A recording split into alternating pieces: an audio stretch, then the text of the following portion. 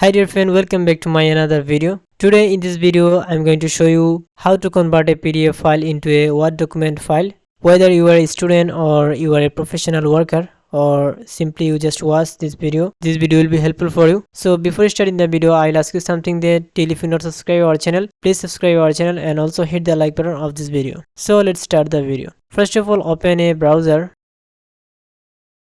then search here I love PDF. Now click on here PDF to Word converter. Then here click on select PDF. After that choose your PDF file.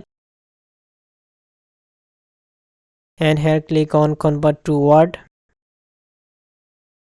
Then click on download Word. Now as you can see my PDF file is downloaded as a docs file. So let me open it. Finally, you can see my PDF file is converted into a docs file and also opened in MS Word. So now if you want to edit this file, then here you need to click on enable editing. After that, as you can see, now I can write here in this document. So friend, that's the simple way how you can convert your PDF file into a Word file.